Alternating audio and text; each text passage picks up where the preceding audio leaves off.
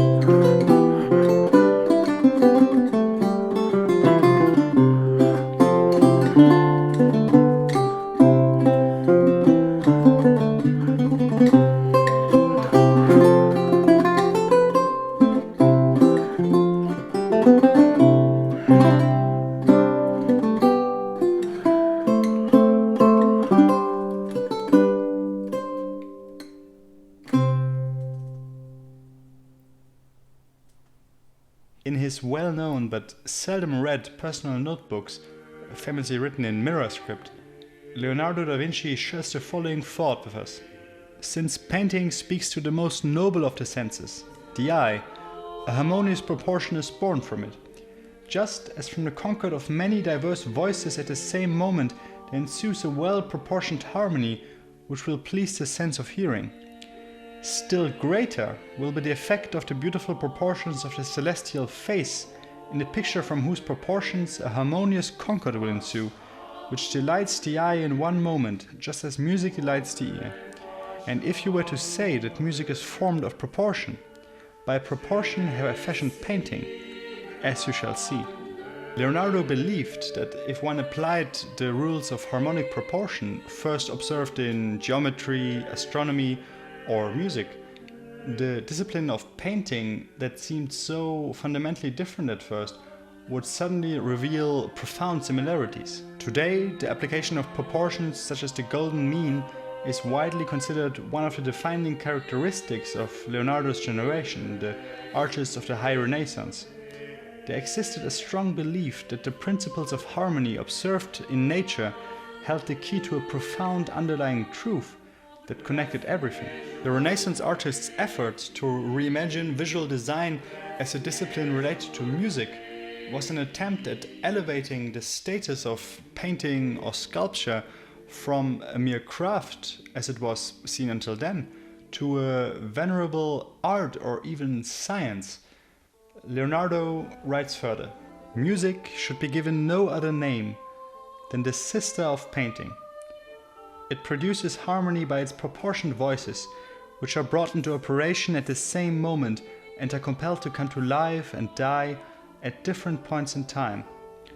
And time is, as it were, the circumference of the voices, which constitute the harmony, in the same way as the outline constitutes the circumference of limbs from which human beauty emanates."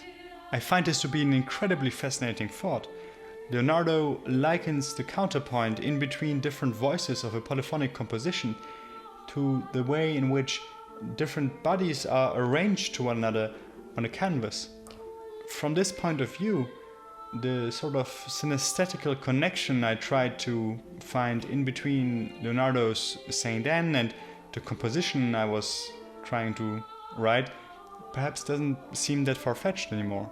When looking at the history of this particular work, on which Leonardo spent several years of preparation, it struck me that the detail that impressed me so much all those years ago, the way Anne slightly tilts her head and looks down, went through a series of transformations as Leonardo's drawings document.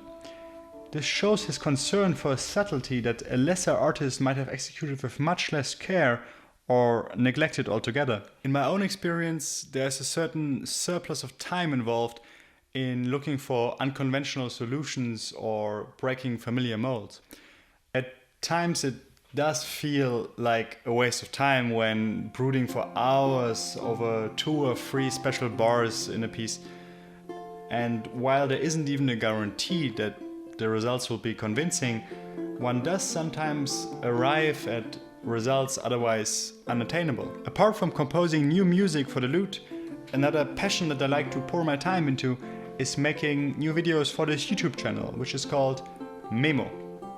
There's a new video every Friday, and if you wouldn't want to miss whatever will have been on my mind next week, you could subscribe right here on YouTube, on Facebook or Instagram.